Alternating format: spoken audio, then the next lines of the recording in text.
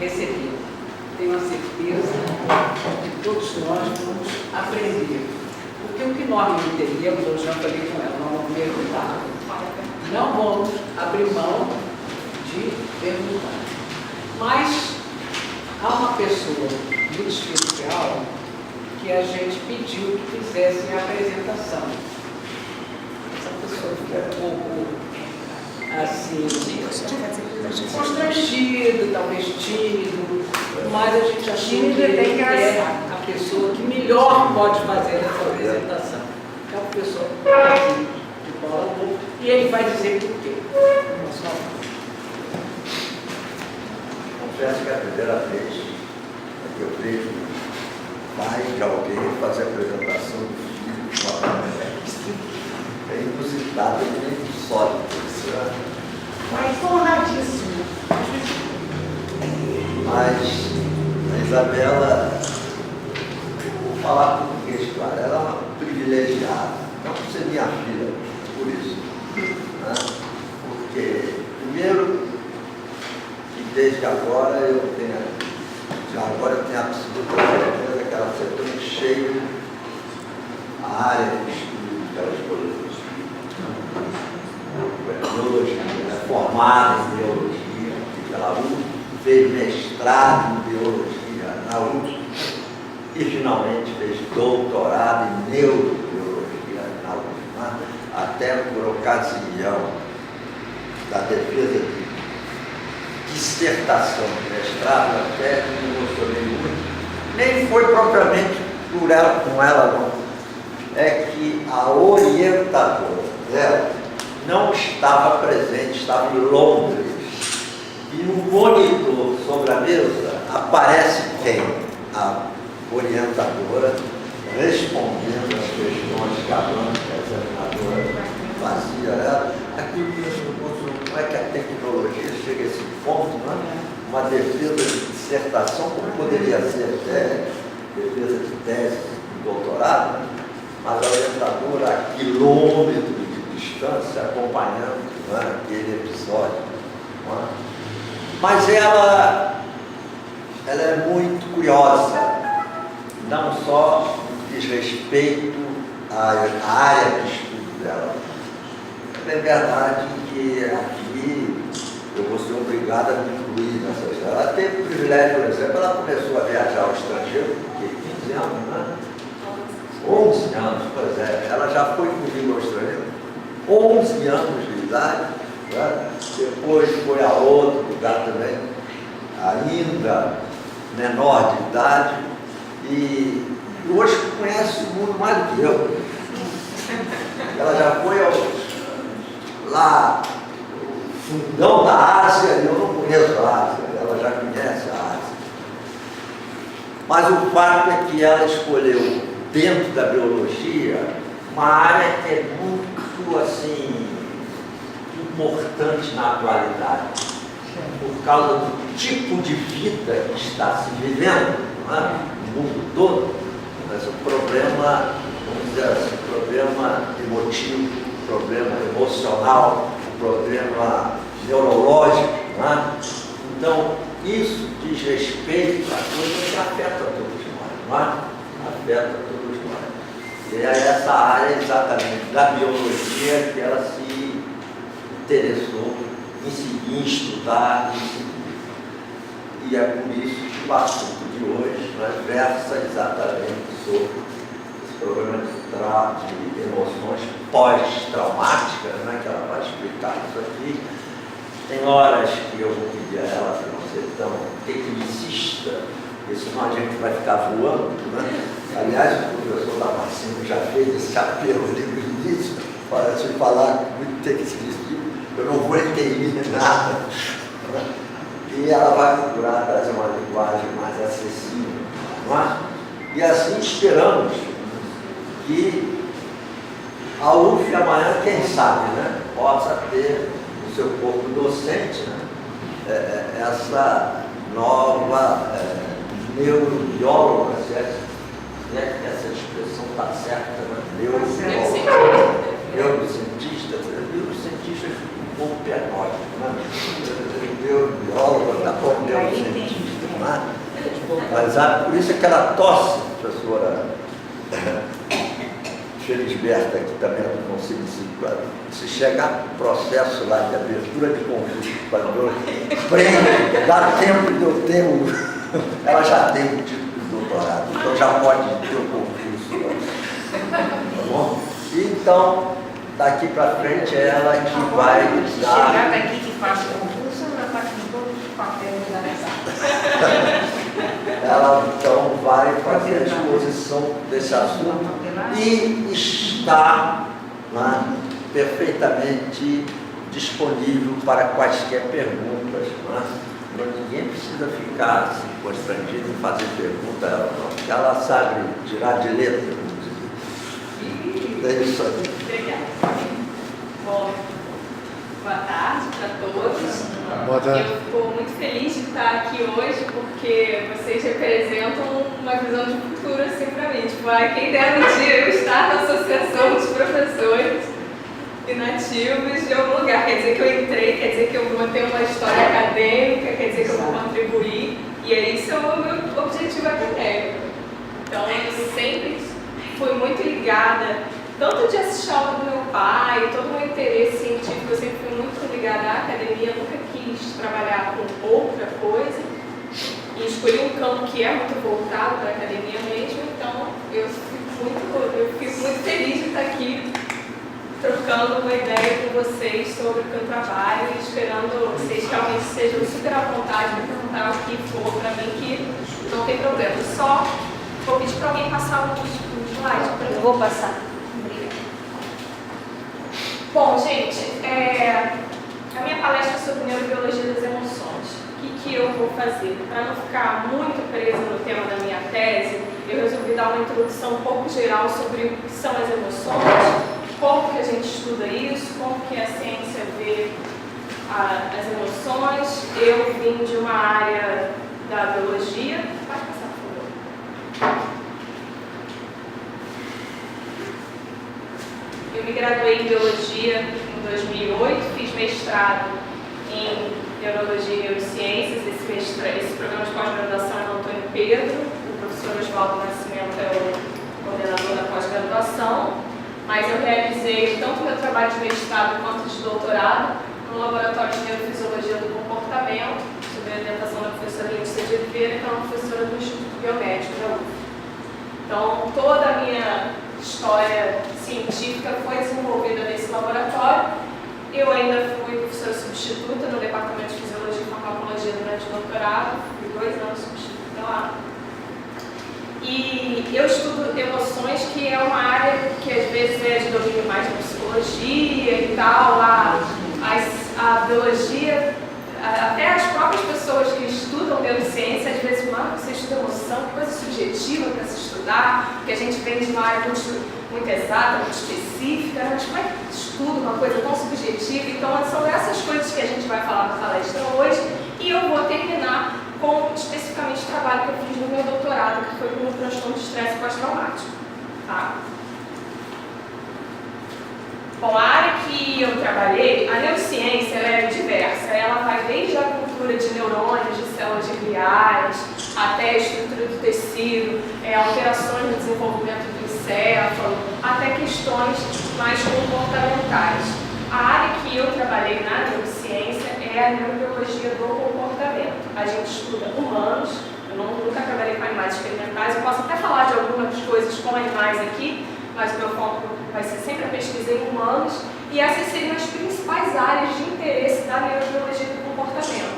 Então, são estudos sobre consciência, sobre memória, sobre atenção, linguagem, emoção, percepção. E dentro dessas áreas, o laboratório de neurofisiologia do comportamento com o que eu me formei se foca principalmente no estudo da emoção. Na emoção e na interação entre emoção e memória e emoção e atenção, como que um influencia o outro. Então a emoção é sempre o foco aqui do que eu vou falar. Então, definição de emoção. Começamos já com alguns problemas. Como vamos definir a palavra emoção? Então a emoção tem diversos significados. Se a gente analisar a palavra mesmo, emoção vem de movimento.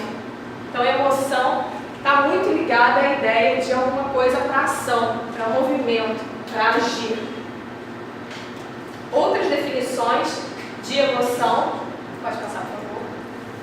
Uma definição de emoção bastante utilizada na neurociência hoje é essa. A emoção seriam estados fisiológicos e psicológicos que vão determinar em maior grau ou não o valor a um evento. Se aquilo que aconteceu é positivo, se aquilo que aconteceu é negativo. Então, as emoções determinariam o valor que você dá a eventos.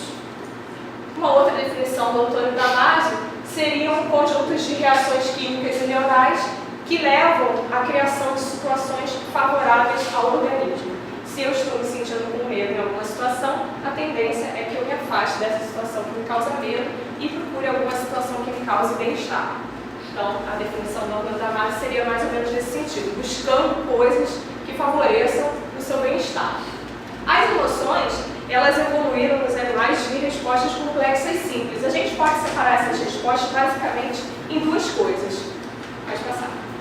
Ou você se aproxima de alguma coisa que é boa, então você sente alguma coisa boa, e aí se aproxima daquilo, um prato de comida, um bebê fofo, um filhotinho, então são reações que levam à aproximação de estímulos agradáveis, ou ao contrário, você sente alguma coisa desagradável e você se esquiva de estímulos desagradáveis.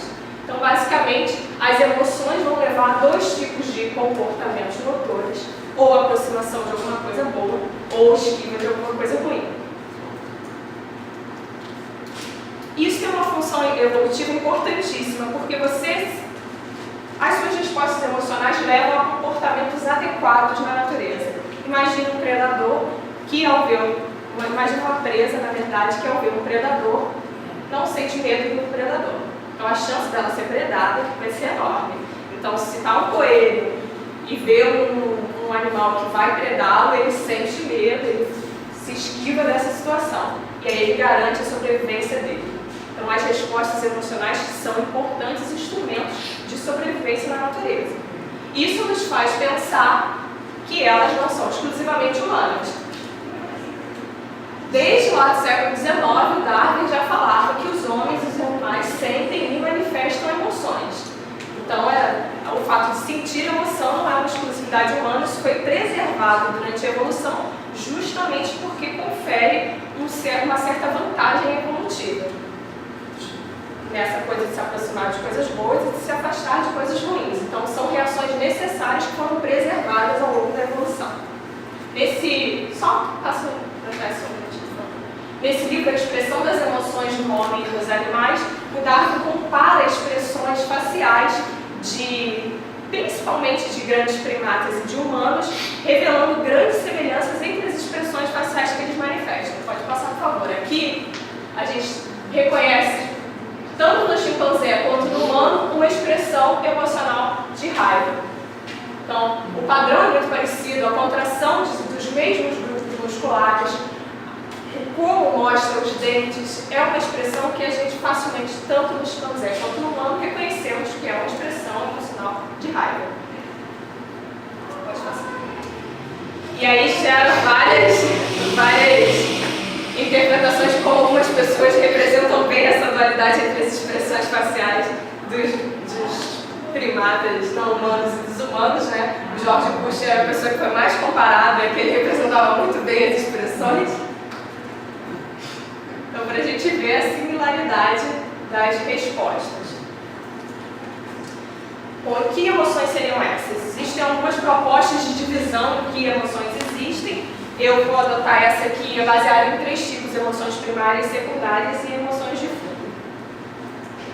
As emoções primárias, elas são chamadas também de universais, elas são inatas. Todos nós nascemos com esse repertório de emoções. Essas emoções não variam de cultura para cultura. Facilmente a gente reconhece.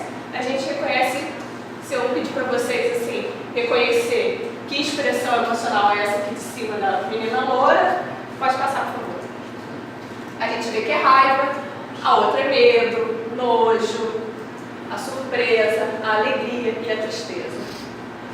Sem muita dificuldade, a gente reconhece essas 6 emoções são tidas como emoções primárias ou universais. Elas se manifestam desde bebês. Pode passar, por favor.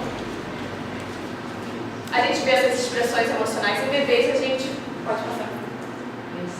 Até em povos isolados que não tiveram convivência com outros povos humanos, esses povos manifestam as expressões faciais referentes a essas 6 emoções que seriam as universais por conta disso. Bom, as emoções secundárias, elas já são um pouco mais difíceis da gente observar só pela expressão facial. Ela depende de um contexto, de um certo comportamento, ela varia um pouco de cultura para cultura. Algumas culturas valorizam certas emoções em detrimento de outras. Essas seriam as secundárias, é o caso do ciúme, da vergonha, da culpa, do orgulho. Então, essas já são mais difíceis de reconhecer só pela expressão facial, elas variam mais. Pode passar. As emoções de fundo, eu não tenho para dizer para vocês assim, isso é uma emoção de fundo exatamente. É como se fosse um estado geral seu fisiológico, de um mal-estar ou de um bem-estar. Ele é o fundo das outras emoções, das primárias e das secundárias. Às vezes você está como se fosse num humor mais negativo e às vezes você está num humor mais positivo. Então você está mais propenso a vivenciar estados positivos ou mais propenso a vivenciar estados mais negativos. Está muito relacionado ao grau de contração de alguns músculos, a sua atividade do trato gastrointestinal, enfim, é o fundo realmente das outras emoções que eu já citei. Bom, várias coisas importantes da neurociência, principalmente antes do advento de várias técnicas de imaginamento cerebral que hoje existem, se deram com estudos sobre lesões. O que é interessante sobre o estudo de lesão? A pessoa perde uma parte do cérebro e a gente vê o que acontece a partir disso. Ótimo. Só que isso tem alguma desvantagem, porque um estudo de lesão é um estudo que depende de um acidente acontecer e de alguém perder uma parte do cérebro para você saber qual é a consequência dessa perda. Ou você faz essa lesão em um animal experimental. Eu vou falar um pouco dos estudos de lesão, só para a gente ter ideia de que foi daí que partiu a noção de que partes do cérebro fazem alguma coisa e outras partes cuidam mais de outras funções, essa divisão entre partes do cérebro e funções. Vou focar nas emoções porque é o foco da nossa palestra. Das áreas cerebrais, a amígdala, que é essa área aqui, essa amígdala não é a amígdala da garganta, é uma... Aqui eles colocaram, não sei se dá para ver, tem uma cobra e tem uma uva do lado dessa cobra. Um macaco, normalmente, sem nenhuma lesão, ele nunca vai pegar a uva e vai comer se essa uva estiver do lado de uma cobra, mesmo que seja uma cobra de brinquedo. Ele não vai fazer isso. O que experimentalmente se fez? Tirou a amígdala, bilateralmente, a amígdala é um órgão no cérebro, está dos dois lados, eles tiraram as duas, e aí viu que o macaco com lesão de amígdala pega a uva facilmente, brinca com a cobra de brinquedo, não manifesta o menor medo dessa cobra, interage com ela, enfim, perdeu completamente aquele sinal de que essa situação pode ser perigosa. Bom, mas e em pessoas, como que acontece? Claro que em pessoas a gente não vai fazer uma lesão proposital de amígdala, a gente depende de pessoas que sofreram acidentes ou que fizeram cirurgia para tirar foco epilético e aí tiraram uma parte do cérebro com a amígdala junto. Nesse estudo aqui, eles conseguiram pessoas com lesão de amígdala, ou seja, elas não tinham a amígdala, pessoas com lesão no hipocampo. O hipocampo, não sei se vocês conhecem, é uma estrutura no cérebro muito relacionada à memória, só que a memória é declarativa, o que vocês almoçaram hoje, o que vocês fizeram hoje de manhã, essas funções dependem do hipocampo, e estudaram pessoas que tinham o cérebro completamente preservado, para ver qual é a diferença entre não ter amígdala, não ter hipocampo ou ter os dois. O paradigma, pode passar por favor, é o seguinte: a pessoa ficava na frente de um computador, sendo que tem os pacientes com a lesão da amígdala, lesão no hipocampo, e os pacientes sem lesão. A tarefa delas era ficar vendo um monte de quadrado colorido. Pode apertar, por favor. Aí vinha um verde, vinha um branco, aí veio passando vários quadrados coloridos. Pode passar mais uma vez, por favor. Veio vermelho. Em um belo momento, quando vier esse quadrado azul, aqui não está muito de azul, mas no original é azul. Quando vier esse quadrado azul, ele ouve um som aversivo. Aí a pessoa meio que toma um susto. Sempre assim, vários quadrados coloridos. Quando apresenta o quadrado azul, vem o som aversivo. Depois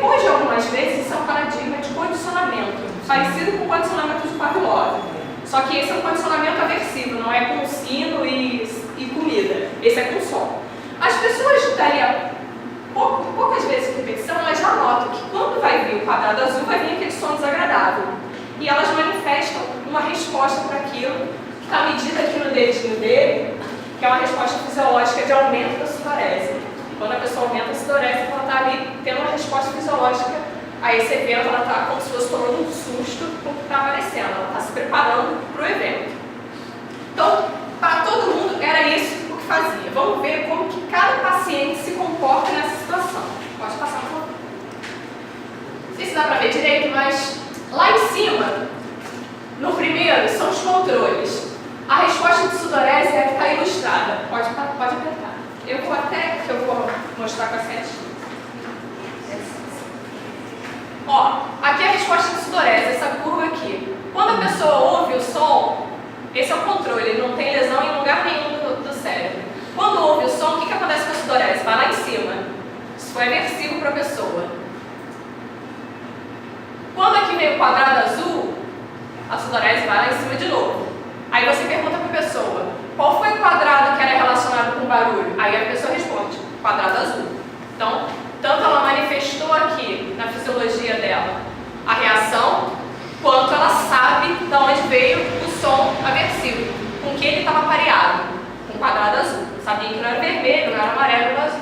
Quem tinha lesão na amígdala? Os pacientes com lesão na amígdala, quando ouvem um som desagradável, eles aumentam a sudorese, ou seja, o som provoca uma resposta neles. Entretanto, olha o que acontece quando eles só veem um quadrado azul, que o controle já manifestaria a resposta, mas a lesão na amígdala, ó, não tem nada, a sudorese ó, caiu. Quando você pergunta para o paciente qual é o quadrado relacionado ao som, a pessoa fala, é o quadrado azul, mas a fisiologia dela não responde nada. Ela é como se ela estivesse imune ao condicionamento, ela não se condiciona, ela não sentiu nada, apesar dela saber que o som estava criado com o quadrado azul. E a lesão do hipocampo? O hipocampo, como eu falei, é aquela estrutura de memória declarativa. A pessoa, quando ouve o som, tem um aumento da sudorese. Quando vem o quadrado azul, tem também um aumento da sudorese, isso é significativo. Entretanto, ela não sabe que era o quadrado azul. Como ela tem uma deficiência na memória declarativa, ela teve uma perda da estrutura que forma a memória declarativa de que é o hipocampo, ela manifesta a resposta fisiológica, ela é condicionada, só que ela não sabe de onde que veio. Ela não sabe se estava no vermelho, ela não sabe se estava no azul, se estava no amarelo, enfim. Por que isso? Esse estudo e outros nessa linha foram muito importantes para se estabelecer que há tipos de memórias diferentes. Uma coisa é a memória relacionada ao que eu comi ontem, ao que eu vesti, o que eu fiz ontem. A outra é o que me aconteceu de emocional. Então, a amígdala, além de ser uma estrutura tida como detector de situações potencialmente perigosas, ela também é uma estrutura que forma memórias emocionais. Sem a amígdala, você não forma essas memórias emocionais, como o condicionamento de medo é uma memória emocional que não é formada nessas pessoas. Apesar de declarativamente elas sabem, elas não formam a memória emocional desse evento. Bom, pessoas com lesão na amígdala, esse paciente S, esses nomes desses pacientes não são divulgados por questões éticas. O Antônio Damasio estudou bastante. Ele não tinha a amígdala por causa de um acidente, ele era uma pessoa extremamente positiva. Já que ele não tem estrutura que detecta o perigo, ele é uma pessoa extremamente otimista, ele acha que está tudo ótimo, ele tem um excesso de confiança nas pessoas, ele é uma pessoa que se mostrava bastante ingênua, ele não malda nada, ele acha que está tudo ótimo. Quando a gente apresenta aquelas expressões faciais, ele reconhece todas, mas não reconhece de medo, ele olha assim, chuta outras, ele não acerta, ele não conclui que aquela expressão facial é relacionada a medo. Então, você vê que quando você perde a amígdala, você perde todo o repertório de eventos relacionados a processamento de medo. E é claro, uma pessoa positiva que se confia muito em todo mundo, acaba se expondo a situações de risco, que é o que esse paciente apresentava. Então, a pessoa perdeu o detector dela de perigos do ambiente e se expõe a diversas situações. Como aquele macaco que manuseia a cobra. Se aquela cobra fosse de verdade, ele seria predado por aquela cobra também. Agora vocês vão talvez até achem estranho, uma outra área muito relacionada às emoções é o córtex pré-frontal.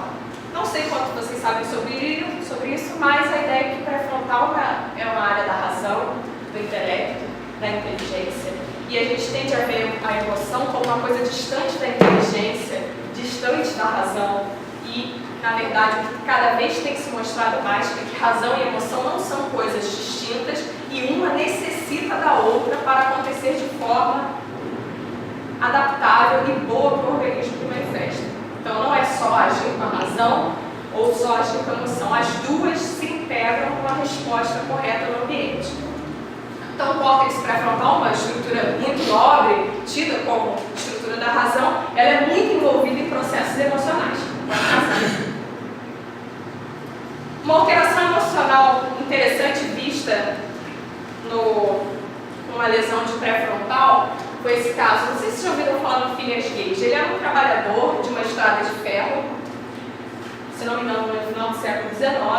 Ele construía os trilhos lá da estrada e mexendo com pólvora. Um dia aconteceu um acidente que houve uma explosão. A barra de ferro que ele estava mexendo explodiu, entrou justamente como está mostrando ali a imagem superior, entrou por trás dos olhos, saiu, foi arremessada 20 metros depois. Fez a barra de ferro proporcional à cabeça dele, era mais ou menos assim, uma barra de acho que 6 quilos. Passou por ele, arrancou uma parte enorme do pré-frontal dele e foi parar 20 metros depois. Coisas incríveis que aconteceram aí. 1, ele não morreu. 2, ele foi andando até o hospital, isso mais ou menos 1 quilômetro e pouco de onde ele estava. 3, numa época sem antibióticos, ele não morreu de infecção e ele também não ficou cego. Então, aparentemente, ele tinha sofrido um acidente e estava muito normal. Como é que era o Phineas Gage antes do acidente? Uma pessoa extremamente competente, trabalhadora, comprometida, tido como um ótimo funcionário. Pode passar, por favor. Como ele não morreu de infecção, nada aconteceu com ele, nem cego ele ficou, eles acharam no início que estava tudo bem. Um acidente desse tipo, mas ele ficou bem. No entanto, a personalidade dele mudou completamente. Com a perda bilateral do lobo frontal, ele se tornou uma pessoa intragável, desagradável, falava muito palavrão, era uma pessoa que não era mais capaz de trabalhar, apesar de não ter um problema de locomoção, ele sabia fazer os movimentos, mas ele não queria fazer, era irreverente, ficava zoando as pessoas, enfim, ninguém quis mais aceitar ele lá na empresa e os amigos diziam, o Gage não é mais o Gage, ele já é outra pessoa. Foi a partir de estudos como esse que começou a ver que lesão de pré-frontal modificava a personalidade e as emoções das pessoas. Outros casos aconteceram com situações similares. Uma outra coisa interessante é que se você pegar pessoas que têm lesão no pré-frontal, elas parecem ter um comportamento diferente de nós que não temos a lesão. Se você põe essas pessoas num jogo de carta, esse é um jogo, você chama as pessoas no laboratório, elas têm que virar 2 pilhazinhas de carta, como se fosse aqui, uma pilha A e uma pilha B. Essas pilhas, as cartas têm valores de dinheiro, e a pessoa realmente, nos Estados Unidos e na Europa, é comum você pagar voluntários para fazer experimento. No Brasil a gente não pode fazer isso, mas lá existem essa possibilidade. Então a pessoa realmente vai ganhar ou perder dinheiro no teste. Ela vira uma pilha de carta, ganhou R$100, que bom. Vira outra, perdeu R$200. Ganhou, vai virando aleatoriamente, no final, a quantia que ela ficar é a quantia que ela realmente vai receber do experimentador. Com o tempo, nesse jogo de cartas, as pessoas sem a lesão percebem que existe uma pilha perigosa, que envolve perdas de dinheiro grande, e existe uma pilha segura, que a quantia não é muito grande, mas ele perde muito pouco. Então as pessoas tendem a escolher a pilha segura ao passar das jogadas, porque elas percebem isso. Essas são as pessoas sem lesão.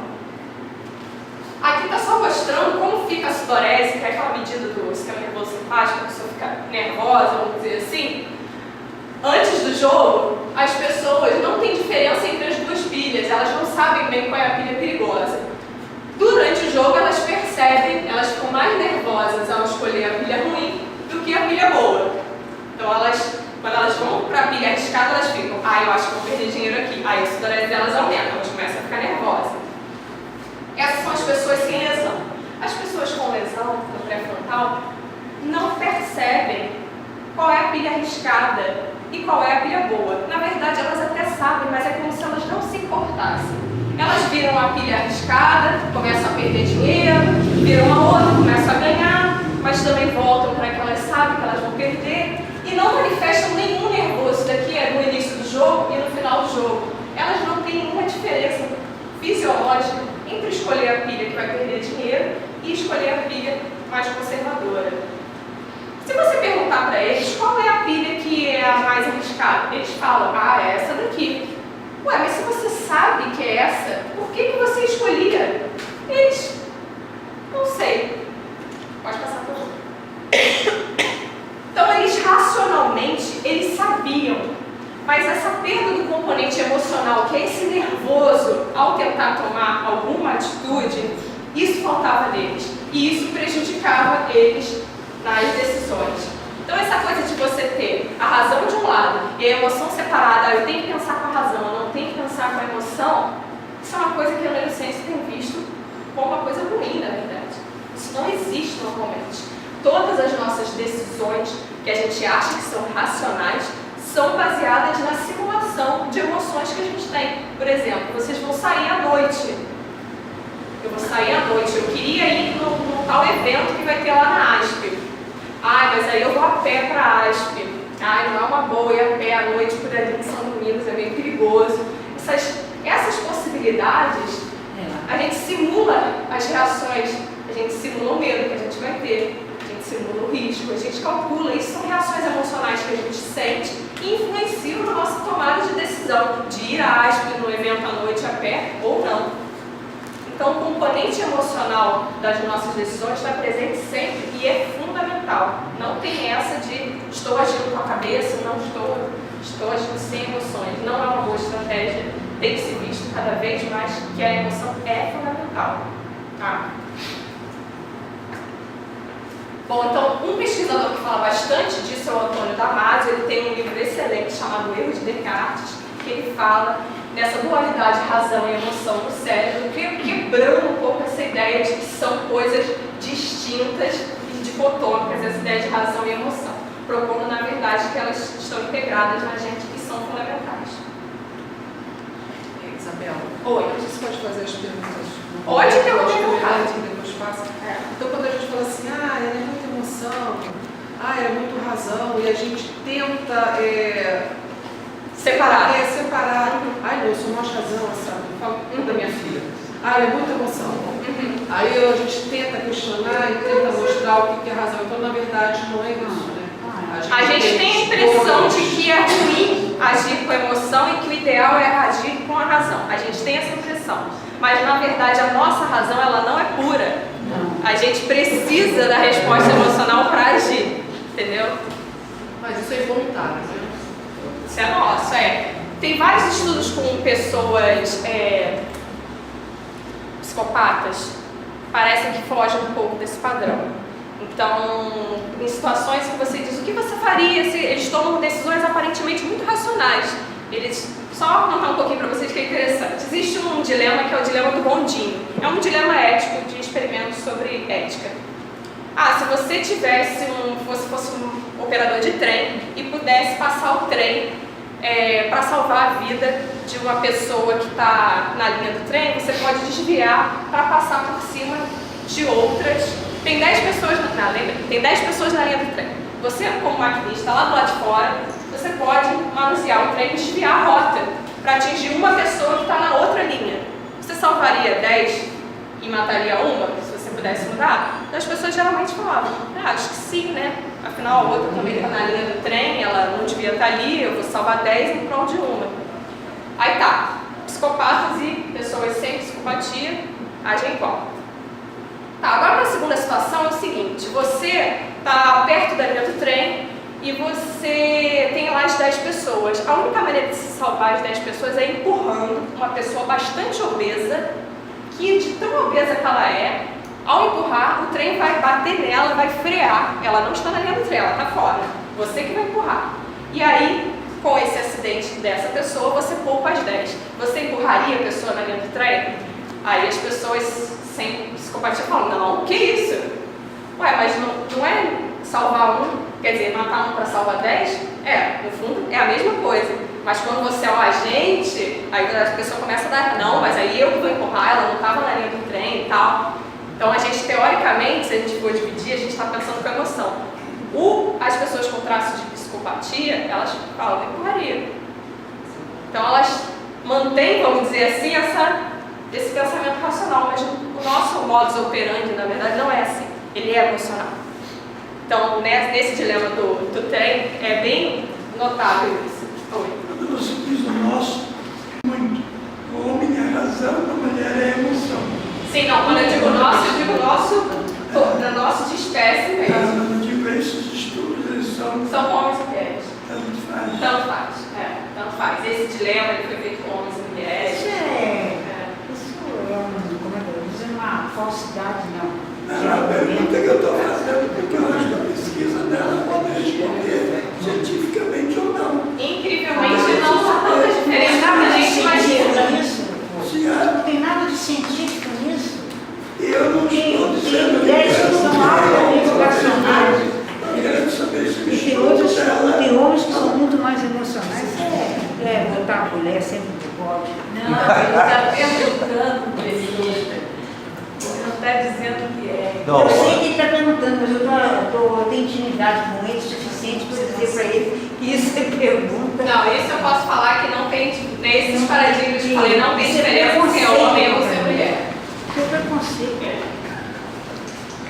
Bom, até agora eu falei de pessoas que têm uma lesão ou então animais experimentais que você faz uma lesão, mas isso não é o nosso mundo real. Eu depender de uma pessoa que tem uma lesão, aí a lesão não é exatamente igual a lesão de um com a lesão do outro, como é que eu vou comparar? Isso é um problema experimental pra gente.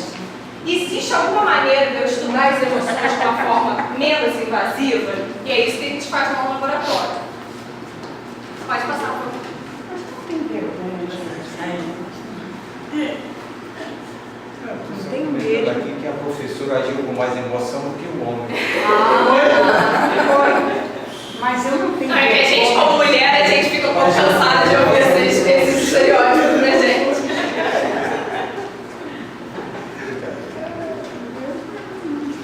Bom, então quando a gente não une quase todas as pesquisas, o estudo de lesão é muito difícil, porque envolve uma pessoa que tem um acidente e tal. Como que a gente pode estudar as emoções em pessoas normais, em pessoas sem nenhum comprometimento?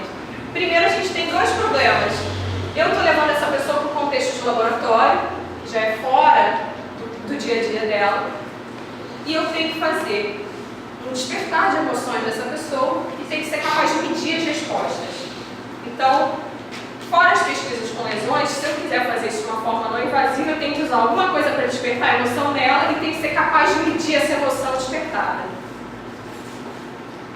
Existem inúmeras maneiras de se despertar emoções. Pode ser com palavras, com frases emocionais, com vídeos. Hoje em dia existe até realidade virtual, um óculos de realidade virtual que simula situações e é perfeito, eu já fiz, é muito interessante. O modo com que a gente trabalha no laboratório de neurofisiologia é com imagens. Existe um banco de imagens que ilustra várias situações. Aqui não está muito bem por causa da projeção, mas aqui em cima é uma imagem de uma cobra, no meio uma imagem do corpo mutilado, no canto ali é a imagem de uma privada suja, e aqui existem imagens mais positivas. Uma imagem de um filhotinho, uma imagem de um casal e uma imagem de natureza. Dependendo do que eu quiser desencadear na pessoa, eu mostro um tipo de imagem. Lá no laboratório a gente estudou muito emoções negativas, sempre foi o nosso foco. E o melhor estímulo nesse caso para a gente sempre foi as imagens de mutilação. Essa imagem que eu botei aqui é uma imagem tranquila para se apresentar. As imagens são horrorosas, só quem está acostumado que consegue assim, ficar melhor, mas vocês vendo pela primeira vez são imagens bastante desagradáveis, então são bons estímulos para a gente desencadear respostas. Bom, desencadeei a resposta, uma imagem bem horrível. Agora eu vou precisar medir essa resposta. Pode passar, por favor. Existem algumas coisas que se pode medir diante de uma reação emocional. Uma coisa mais simples seria um questionário. Quanto que você se sente impactado por essa imagem? O quão negativa é essa imagem? E a pessoa vai respondendo. Uma outra maneira é pôr essa imagem no computador e a pessoa tem que fazer um teste. E esse teste vai aparecer essas imagens que vão atrapalhar o teste, enfim, botar isso como se fosse um jogo de videogame. E uma outra maneira, que é a maneira que eu particularmente prefiro, são os registros fisiológicos. Aí não tem muito como a pessoa mentir, não tem muito como a pessoa, o que o experimentador quer que eu faça. É a medida fisiológica, é o registro da citorese, o registro do eletrocefalograma, atividade eletrocardiograma. Oi? É mais sentido. É porque eu sempre trabalhei com voluntários humanos e eles têm muita ideia de que o que a pessoa quer ver em mim. Ela vai para o laboratório com uma ideia de eu estou sendo testado, eu tenho alguma coisa, vamos descobrir se eu sou maluco, eles têm essas coisas. Então a medida fisiológica, ela elimina um pouco isso, que ela não finge bem, entendeu? Pode passar, por favor. A medida fisiológica que eu sempre trabalhei, existem outros, cada uma tem a sua vantagem, é o eletroencefalograma, é o aparelho de EEG. O EEG mede a atividade elétrica do córtex cerebral. É uma medida muito simples de ser feita e é por isso que a gente optou por ela no laboratório. Pode passar por quê? Bom, é uma técnica central. A gente é um laboratório de neurobiologia. Se a gente medisse cardio, a gente estaria vendo a função do sistema nervoso de maneira indireta. O eletroencefalo já é a atividade do córtex cerebral. Então, é uma medida central. Ela é não invasiva, são eletrodos, não dá choque, não tira sangue, não espeta. São eletrodos que vão com um gelzinho na cabeça. Se alguém que já fez o exame de eletroencefalo sabe que não é um exame desagradável, por assim dizer, né? É uma técnica de alta resolução temporal, então eu consigo ver milissegundo a milissegundo como é que está o processamento cortical relacionado ao evento que eu estou mostrando, por exemplo, uma imagem muito desagradável. Ela é menos custosa que outras técnicas centrais, isso em termos de verba para pesquisa é importantíssimo. Um aparelho de ressonância magnética, por exemplo, que é uma técnica também muito utilizada, custa 2 milhões, um aparelho de EEG custa 20 mil reais, então é uma diferença de preço enorme. Além disso, ela é mais simples de ser implementada. A ressonância magnética exige uma sala toda preparada, um isolamento, várias coisas não podem entrar na sala. O EEG é um equipamento desse tamanho assim, você bota numa bolsa, leva para qualquer lugar, então é de fácil implementação em clínicas e laboratórios. Não necessita administração de contraste, que às vezes uma tomografia já precisaria, não emite radiação, enfim. É uma técnica que a gente começou a utilizar e a gente ficou muito satisfeito. Além disso, não é claustrofóbica. A ressonância tem um problema, por exemplo, de ser fechada e algumas pessoas não se dão bem. O EEG não, são só os eletrodos, a pessoa fica ali. Bom, e daí, o que tem a ver o EEG com a emoção? Se eu começar a coletar o sinal de vocês e começar a mostrar as imagens desagradáveis, sempre que aparecer uma imagem desagradável, o seu sinal vai se comportar de uma maneira característica. Isso foi se observando que era relacionado ao estímulo emocional. Se eu apresentar uma foto muito positiva para vocês, vai acontecer a mesma coisa. Sempre que eu comparar com uma situação neutra. Como assim? Eu mostro uma foto de um braço mutilado para vocês. Uma foto horrorosa. Aí vai ter a onda lá, que no meu gráfico é aquela onda vermelha ali de cima. Se eu mostrar para vocês um outro braço, mas dessa vez um braço íntegro, vocês vão ter a mesma onda, só que essa onda é aquela azul ali, é uma onda menor. Então, sempre que a figura começa a ficar muito impactante, essa onda vai aumentando. Esse impacto pode ser muito positivo ou muito negativo, independente disso. Se for uma imagem erótica, por exemplo, é uma imagem impactante também. Ela também cresce, essa onda. Ela não difere tanto positivo e negativo, ela registra mais o impacto que você tem com aquilo. Então, foi se vendo que essa onda estava sempre relacionada ao quão impactante, ao quão emocional é aquilo para você. Ai, que ótimo! Então achamos uma onda no EEG. Essa onda do inglês se chama Late Positive Potential, a sigla LPP, em português é o potencial positivo tardio. Aqui eu mostrei para vocês como ela se comporta num braço mutilado, como ela se comporta em azul num braço sem mutilação, ao ver esse estímulo. Então tá, então quando eu fico impactada, essa LPP fica maior. Só que as pessoas reagem diferente às imagens, né? Geralmente tem gente que é mais sensível, tem gente que é menos insensível. Será que essa onda se mostra assim também? Incrivelmente sim, ela parece ser sensível à variabilidade individual. Pode passar, por favor. Então, além dela ser tida como o índice de reatividade emocional visto no EEG, ela ainda... Bom, e por que isso? Se imagina que uma coisa mais que te chame, que seja mais impactante, te chama mais atenção. Por que chama mais atenção? Porque aquilo é relevante para você de alguma maneira. Uma foto de um corpo mutilado é uma ameaça. Se você estiver num ambiente que você olha, está passando na rua e vê uma pessoa toda mutilada, você pensa, tem algum perigo aqui. Então é uma informação importante para a pessoa saber. Então ela fica impactada. Tudo bem. E, como eu falei, ela se mostra sensível a variabilidades individuais. Por exemplo, para mim, olhar uma foto de um estímulo de cocaína não me diz nada. É uma foto neutra. Mas uma pessoa viciada em cocaína é um estímulo emocional. Então, essa onda, para ela, fica enorme. Então, isso com estímulo relacionado à cocaína, com estímulos relacionados para um alcoólatra, ver uma foto de garrafas de bebida e tal. Ela tem se mostrado, além de ser um índice de reatividade emocional, ela se mostra sensível a variabilidades individuais. Se você particularmente adora gato, vê uma foto de gato, a sua LPP vai ser maior para gato do que para uma pessoa que acha gato bonitinho, mas nem tanto. Então aí a gente, opa, que coisa interessante, a gente tem uma medida sensível à emoção, legal, vamos estudar isso então. E aí a história foi mais ou menos por aí, pode passar. Então a gente já tinha conhecimento dessa onda, agora eu vou voltar, eu vou sair um pouco da literatura imensa, da coxa de retalho que eu fiz para o meu doutorado. No meu doutorado, a gente tinha um convênio com o Instituto de Psiquiatria da UFRJ, que é o IPUB. Lá no IPUB existe um ambulatório de estresse pós-traumático. E aí se estabeleceu uma colaboração, vamos colaborar com o pessoal, não sei o quê, vamos estudar transtornos de estresse pós-traumático. Ah, beleza, vamos estudar, usando essa onda aí que eu já tinha mexido um pouco.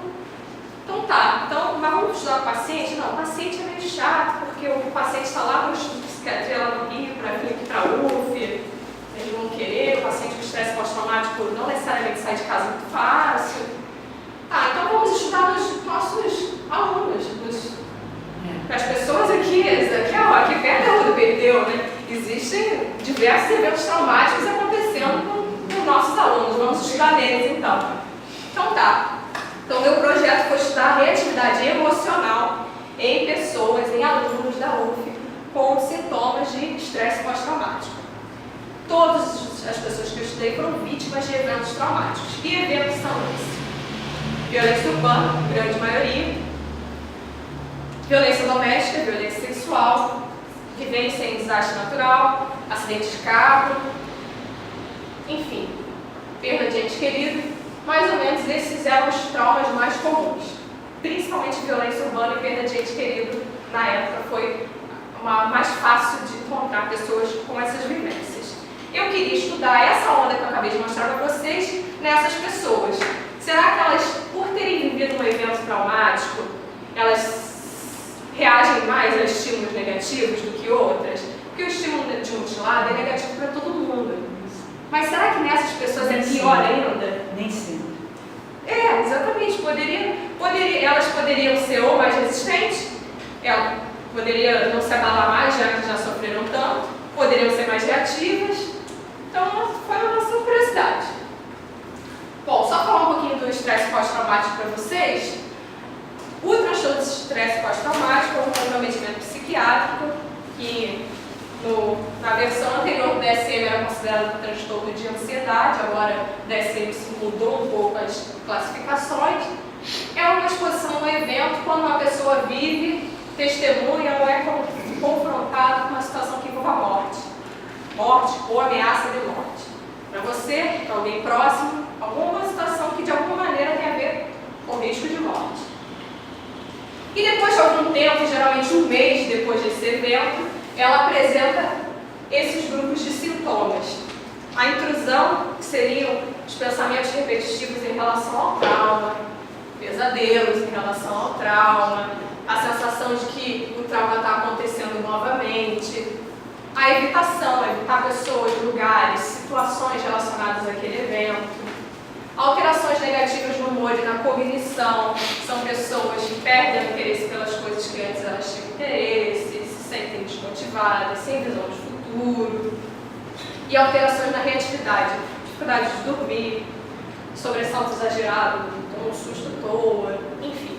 Esses são mais ou menos os sintomas do estresse pós-traumático. Então, se a gente voltar lá na amígdala, naquela estrutura, só para mostrar para vocês que nos estudos de amígdala com estresse pós-traumático, a amígdala está, a ideia está disparando total, está detectando coisa demais. Então, quando você tem lesão de amígdala e não detecta nada, é ruim. Se você tem ela demais, também é ruim. Uma coisa é você viver um trauma e não passar naquele bairro lá que você nunca tinha ido, foi uma vez, foi assaltado, não vou mais ali. A outra coisa é você ampliar tudo de tal forma a não sair mais de casa, a parar de tomar banho, parar de fazer as coisas que você fazia. Então, existem comportamentos preventivos interessantes. Eu não vou mais sair às 3 da manhã com o colar de ouro no pescoço. Realmente, é uma boa estratégia. Mas não sair mais de casa, deixar de viver sua vida, também não é adaptativo, né? E aí, mas você vai estudar isso com o eletroencefalograma? Porque aí tem mais uma outra historinha nessa subhistória, que é uma proposta. Tem alguém da medicina aqui, da psiquiatria? Não, né? Só para me atualizar. Bom, a psiquiatria, gente, ela tem alguém da medicina? Não. Aí, você... Qual é a sua... Oftalmo. Então, na oftalmo, você tem vários exames que você pode confiar, além da sua clínica, de observar os sintomas e tal, mas você conta com alguns exames. A psiquiatria tem um problema, ela não conta muito com exames, ela depende do que o psiquiatra observa. E vários psiquiatras estão já um pouco insatisfeitos com isso. O neurologista tem a ressonância, o cardiologista tem os exames lá, milhares de exames de cardio, e o psiquiatra não tem. O psiquiatra tem que diagnosticar com o que ele observa, baseado no comportamento do paciente. Isso é ótimo, porque várias áreas da medicina perderam tanto isso que só olham o exame e nem querem saber de quem é. Né? O exame está errado. Foi, aconteceu comigo. Então, nem tanto ao mar, nem tanto à terra. A psiquiatria quer variáveis biológicas indicando coisas. É uma necessidade da psiquiatria. Vários psiquiatras da nossa equipe manifestam esse interesse de, olha, a gente precisa ter uma variável biológica para dizer alguma coisa. E isso não é só do Brasil, isso é internacional. Esse Thomas Inzel, ele era o diretor do Instituto Nacional de Saúde Mental americano e ele criou uma proposta de, olha, nós temos que fazer um esforço em renomear, em reclassificar os transtornos psiquiátricos, levando em consideração os achados da genética e das neurociências. Existem tantos artigos aí estudando por tudo quanto é doença e nada disso é aproveitado na clínica. Eu não uso nada disso para diagnosticar ninguém. Eu ainda conto com o mesmo modo que eu fazia há 30, 40 anos atrás. Isso não pode mais acontecer. Existem psiquiatras super contra isso, existem psiquiatras super a favor disso, enfim. Eu não sou psiquiatra, sou bióloga, eu só fico quietinha quando eles precisam. Eu vou lá e vou... Se tem uma demanda de se você publicar algum artigo com doença psiquiátrica, sendo de neurociência ou de genética, é isso que a gente quer. Começou a ter uma procura muito grande por pesquisas nessa área. Então, a gente, estudando estresse pós-traumático no eletroencefalograma, a gente se inseriu nessa necessidade um pouco, né? Essa proposta também quer quebrar um pouco a ideia de que esse é doente e esse é normal, esse é doente e esse é normal. Eles entendem a coisa como uma variável contínua, que varia de situações normais, adaptativas, até situações mais patológicas, mas que não existe um ponto de corte tão definido como tem 3 sintomas, está doente, tem 2 sintomas, não está doente. E entendendo, que para mim é estranho, isso é óbvio, mas não tão óbvio assim, que transtornos psiquiátricos são alterações de estrutura e função do cérebro, que vão influenciar comportamento, que vão influenciar emoções, que vão influenciar cognição. Então essa é a proposta do Research Domain Criteria, o RDoC, que a gente chama.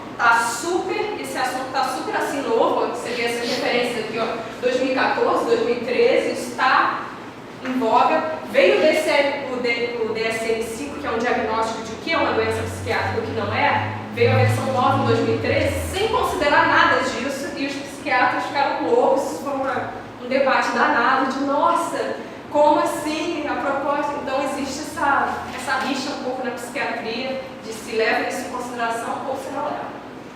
Enfim, de qualquer maneira, o trabalho que a gente fez por conta disso foi muito bem recebido e a gente conseguiu publicar em uma boa revista. Por isso que eu falei essa história toda. Pode passar, por favor. Esse é o trabalho que eu vou mostrar para vocês. Foi o meu trabalho de doutorado. A gente publicou na Biological Psychology e ele diz assim: reatividade a estímulos negativos é associada com a gravidade de sintomas de estresse pós-traumáticos. Então esse estudo foi todo realizado na UF. Os estudantes eram da UF, no laboratório da UF. E a gente, nesse trabalho, foi publicado em 2014, a gente queria avaliar se a gravidade dos sintomas de TEPS nesses estudantes estava associada com uma maior reatividade cerebral, vista pelaquela onda que eu mostrei para vocês. Bom, então é o seguinte, eu tinha meus voluntários, todos tinham passado por eventos traumáticos, eu fazia chamadas específicas na aula, chegava na aula, contava, passava o questionário, quem tinha um evento considerado trauma, porque na época o que era considerado trauma não é qualquer coisa, tipo, várias pessoas colocavam como evento mais traumático da minha vida foi o vestibular. Isso não é considerado trauma nos critérios deles, então a gente não podia chamar. O evento mais traumático foi a separação dos meus pais. Também não podemos considerar término de namoro, foi muito presente. Não podíamos considerar. São coisas que são realmente traumáticas, mas nos critérios da psiquiatria se encaixam em outras situações, não em estresse pós-traumático. Então era envolvimento em acidente, morte de ente querido. Hoje em dia, com o novo DSM, porque o meu trabalho foi anterior, nem morte de ente querido não entra mais, já é outra coisa. Eu sei que tenha sido por causa violenta. Se não foi, se morreu de morte, se morreu de câncer, já não conta. Na época ainda contava. Pode contar. Hoje é considerado o quê? Hoje é considerado trauma, perda de ente querido por violência. Se meu irmão morreu por câncer. Eles consideram, eles chamam de luto, eles têm algumas outras coisas. Luto? Eu não sei bem, mas assim, encaixa em algumas coisas relacionadas a luto. Traumas que as pessoas Não, têm. eu acho também. Eu tive que excluir uma voluntária minha, porque o trauma dela era a perda do cachorro dela. E era uma pontuação, eu passava um questionário para avaliar os sintomas de TEPS, era uma pontuação altíssima. A menina estava assim, destruída. Eu fiquei com o cachorro. E aí você não pode. Nossa, separação dos pais, horrível, até no namoro, então, cara, coisa horrorosa. Mas, infelizmente, se eu chegasse com um artigo com isso, os revisores iam, opa, não pode, porque. Então eu não podia questionar essa parte. E até quanto tempo depois Tô acabando. O quê? Até quanto tempo depois do evento? O critério é um mês. Um mês. Se depois de um mês você ainda manifestar as reações que eu falei, porque ser pesadelo, essas coisas é comum que você tenha depois do evento, mas a ideia é de que um mês depois você ainda esteja manifestando, você pode ser considerado com estresse pós-traumático. Mas tem remissão, a remissão é alta, na verdade. Então a grande maioria das pessoas que passam por eventos traumáticos não vai desenvolver o TEPS. Tá? Isso varia um pouco em relação ao tipo de trauma. Estupro é um trauma que tem um índice de estresse pós-traumático bem maior do que um acidente de carro, por exemplo. Então tem um pouco dessas variações também. Bom, e o que eu chamava essas pessoas, então, vivendo que elas tinham um trauma que se encaixava, chamava no laboratório, lá no biomédico, coletava o EEG delas durante a exposição de figuras negativas, os corpos mutilados horrorosos, e as figuras neutras. As figuras neutras eram os meus controles, eram as minhas comparações, eram pessoas íntegras, sem uma mutilação, em situações cotidianas. Então aqui é uma pessoa, em cima uma pessoa íntegra, aqui eu tapei só para vocês não verem, para não terem esse desprazer, é uma imagem mutilada de uma pessoa com o externo aberto. Tá? Então era isso que eu queria ver ontem. Bom, essas pessoas eu dividi nas pessoas que têm uma pontuação alta de gravidade e sintomas de TEPS. Todo mundo passou por evento traumático, algumas pessoas estão bem, poucos sintomas de TEPS, aferidos por uma escala psicométrica, outras pessoas estavam mal. Inclusive eu tinha um problema enorme, esse experimento levou 3 anos para ser feito, porque as pessoas paravam de frequentar a faculdade por causa dos problemas, não vinham ao laboratório fazer o teste, não queriam fazer o teste, então eu perdia muita gente nessa. Então eu arranjei 20 pessoas com gravidade mais alta e 23 com gravidade mais baixa, pessoas que estavam melhor que estavam. Como é que era essa onda para elas? Pode passar, por favor, eu vou mostrar na cabeça que é melhor. Lá em cima é a cabeça, é a dessas ondas que eu tenho, só que no escalpo, lá em cima. Essa cabeça de cá é as pessoas que estão passando por trauma, mas estão ok, tem poucos sintomas. A cabeça de lá, a vermelha, são as pessoas que passaram por trauma, mas não estão ok. Tem uma gravidade mais alta de sintomas de TEPS. Eu vou aí apontar. Sacanagem, gente. Ó, isso daqui é a diferença da condição da imagem neutra menos a negativa. Então, quanto mais quente a cor, maior é a reação para a negativa. As pessoas que passaram por trauma, mas não têm muitos sintomas, elas não têm muita diferença entre a condição neutra e negativa. Aqui é a ondinha da condição negativa e aqui é a ondinha da condição neutra. Esse daqui é todo o grupo alto, pessoas com gravidade maior. Então, olha como é que a cabeça delas é bem mais, vamos dizer, acesa, né? E essa daqui seria a onda delas para negativa em relação à neutra. Então, essa diferença aqui é muito maior do que essa daqui. Então, a gente viu que as pessoas com uma gravidade mais acentuada, lembrando, eu não sou psiquiatra, eu não fiz diagnóstico dessas pessoas. Eu tinha uma escala psicométrica que só me dizia os sintomas. Eu não posso garantir, pode ser que tenha gente dentro desse grupo alto que tenha estresse pós-traumático ou que tenha ficado com ele depois.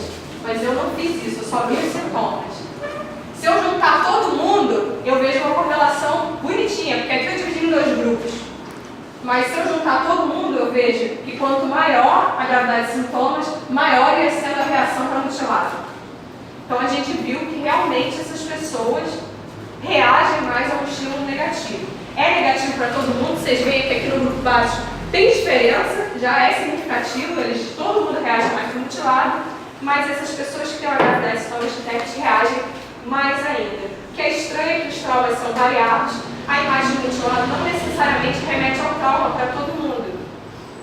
Que o mutilado em si, ele pode ser relacionado ao trauma ou não. Se o seu trauma, vamos dizer, foi de guerra, se você venceu uma guerra, talvez a imagem mutilada você tenha visto muitos mutilados.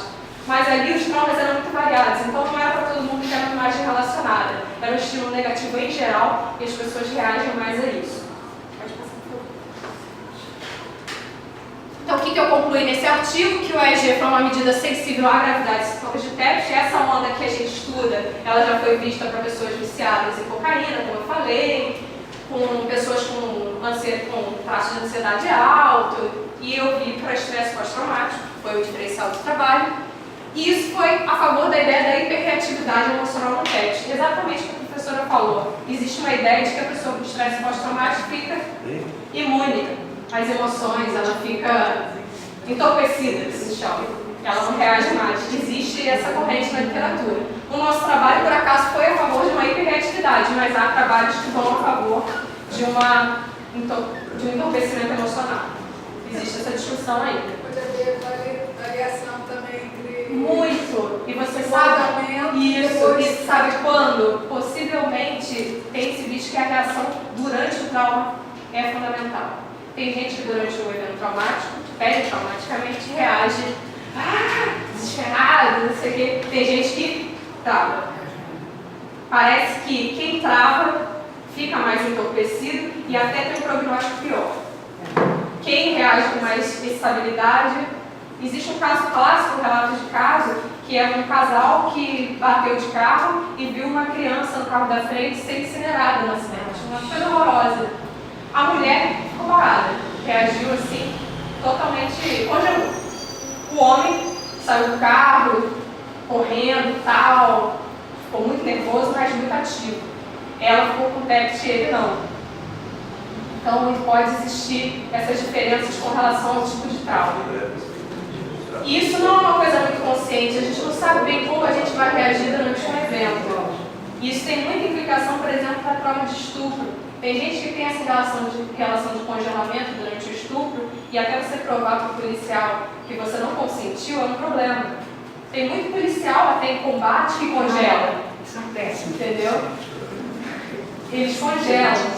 Então é uma reação assim que às vezes você não tem muita noção que você vai ter. E tem que se visto que é uma reação muito ruim, na verdade. Bom, isso daqui é só o finalzinho, pode passar, por favor. Só livros interessantes, assim, mais sobre a minha área, que que eu recomendo para quem quiser. São leituras mais leves, na verdade, mas são bem interessantes. Qual mais fácil? Qual o mais fácil? Pode voltar, por favor, só para eu mostrar o mais fácil. Pode voltar, isso. É o homem que confundiu sua mulher com o chapéu, do Oliver Sacks. O Oliver Sacks faleceu recentemente. Ele era um neurologista bastante famoso. E esse livro ele relata os casos mais interessantes, assim, eu adoro esse livro. É muito legal, muito simples. O Erro de Descartes fala da dualidade razão e emoção, bem legal também. Cérebro Emocional é do Joseph Ledoux, interessantíssimo livro, esse é o primeiro livro que eu li quando eu entrei no laboratório, então é leitura obrigatória. E o do Darwin, né, uma leitura com uma linguagem um pouco mais antiga, mas bem legal, sobre as emoções no homem e nos animais. Bom, gente, é isso. Desculpa eu ter me alongado. Muito obrigada.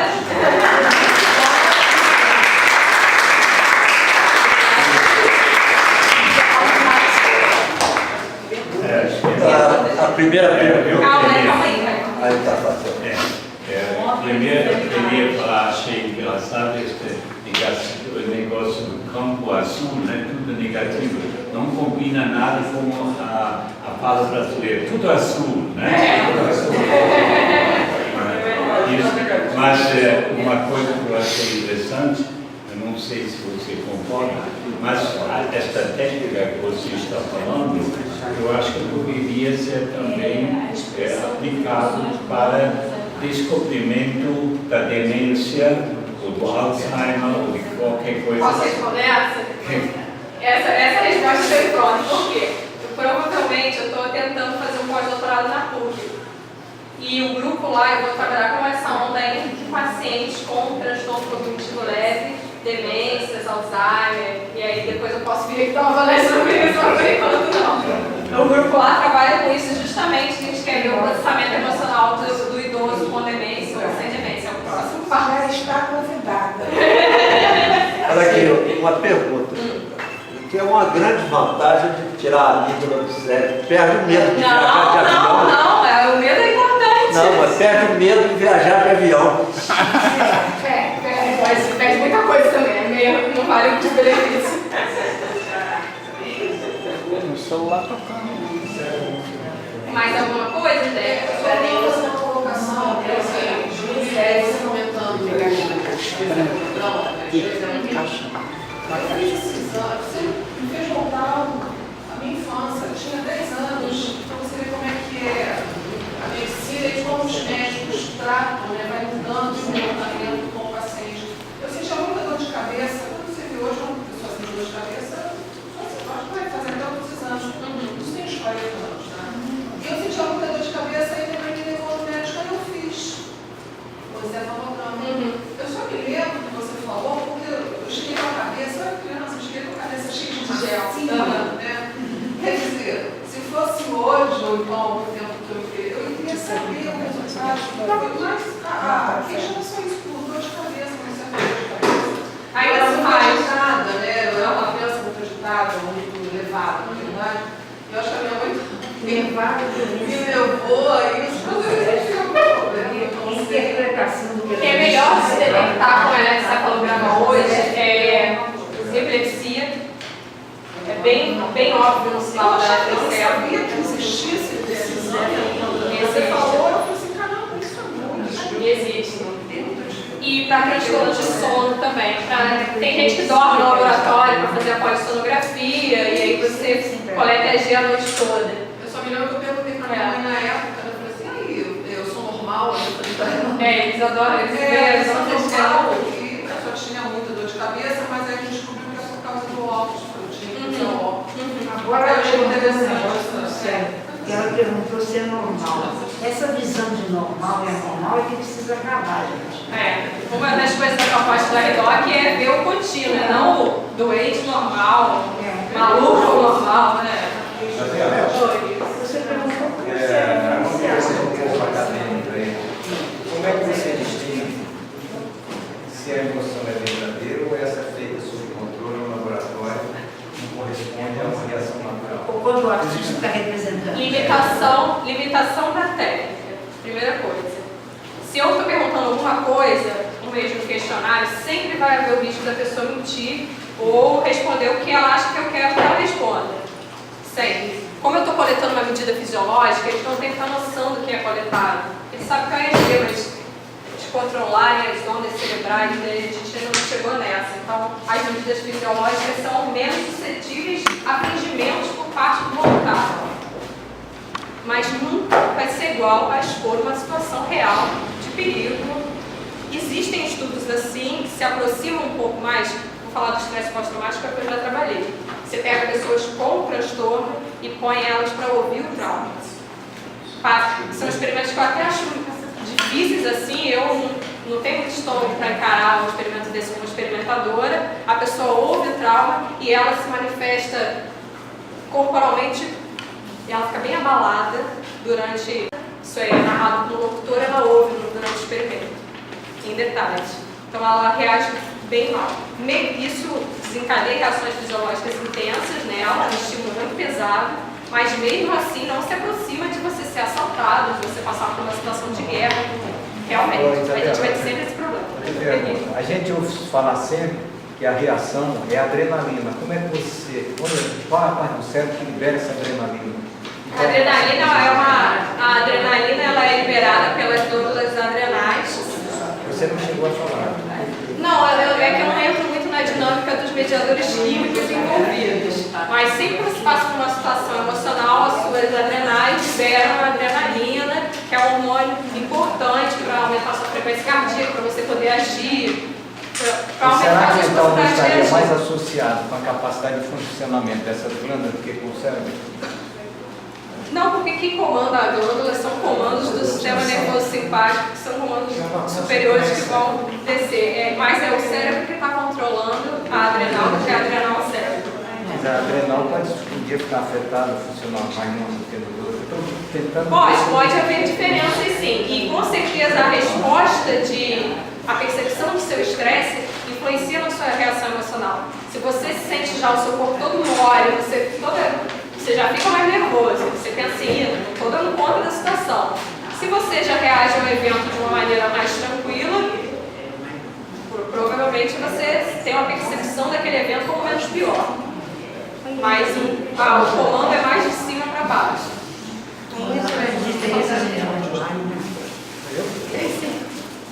Foi o primeiro slide, você botou na consciência, memória, isso aqui. Memória, emoção, consciência. Isso é um debate enorme na literatura. Consciência seria, nesse caso, seria mais relacionado aos estados de coma, quando a pessoa está em coma, ou a consciência, se você quiser comparar espécies, quantas consciências que os animais têm. Então, se você faz um estudo em animal, por exemplo, você faz uma marca em um animal e ele pode mexer nessa marca diante de um espelho, isso é um indicativo de que ele reconhece que aquele espelho é ele, representado, que é uma marca nele que ele pode mexer. Então, são estudos de percepção de si. Por exemplo, o psicopata que não tem consciência. Não, eu não usaria essas palavras. Eu não acho que Vai ter uma diferença entre o conceito popular. Ainda que no fundo tudo esteja muito interligado. Uma coisa que você tem mais atenção é uma coisa que você vai pegar uma memória sobre aquilo. Se eu prestar mais atenção nisso, eu vou ter uma memória melhor sobre isso.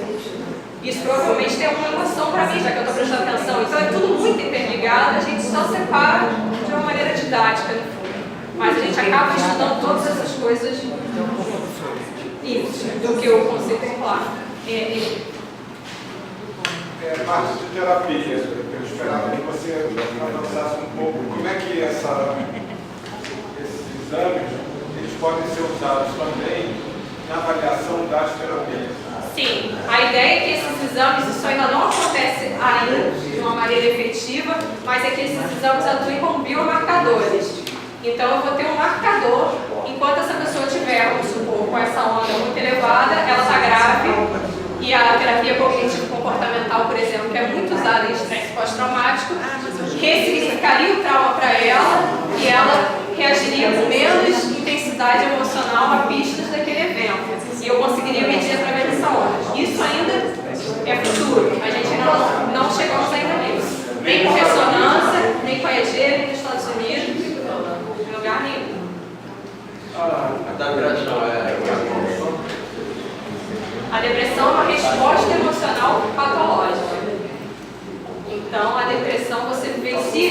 negativos de uma maneira também não adaptativa. Como o estresse pós-traumático, só a depressão é mais relacionada ao humor do que a um transtorno de ansiedade, como o TET é vista.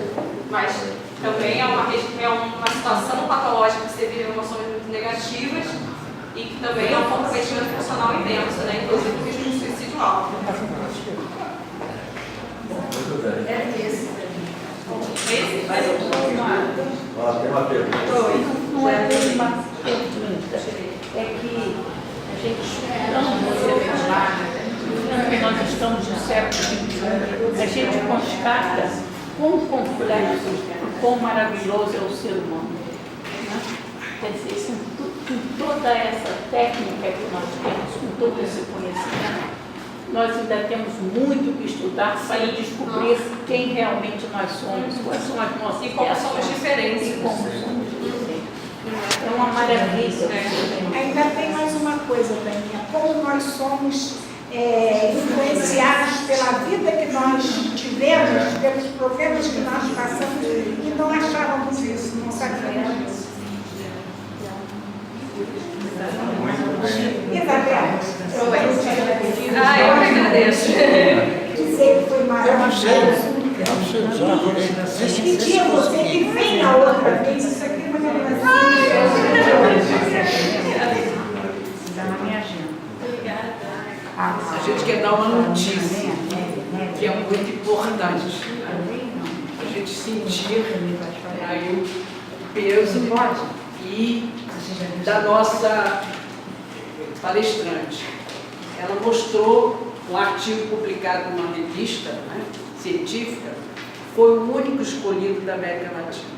Eu queria pedir a vocês uma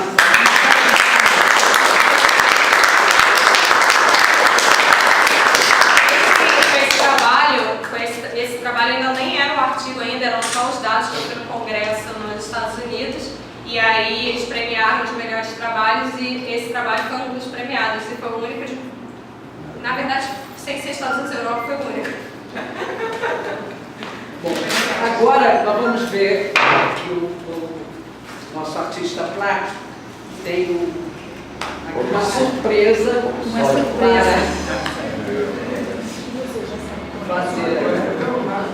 Pai, né?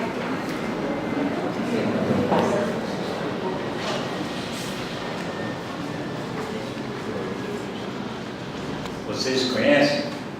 Sim. E vocês conhecem? Ele passou com uma base, né?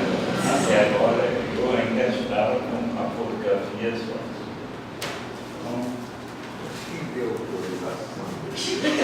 Direito de mate.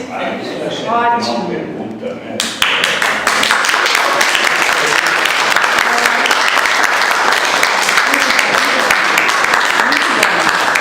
Você ganhou o selo, né? Então, essa também é uma cerimônia de entrega da escultura do meu pai.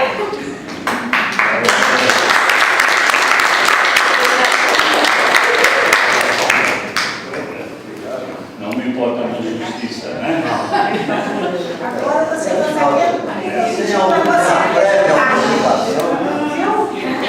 Mostra pra cá! Mostra! Mostra! Mostra aí, vai tirar foto. Muito bom, hein? Muito bom. Muito bom. Perfeito.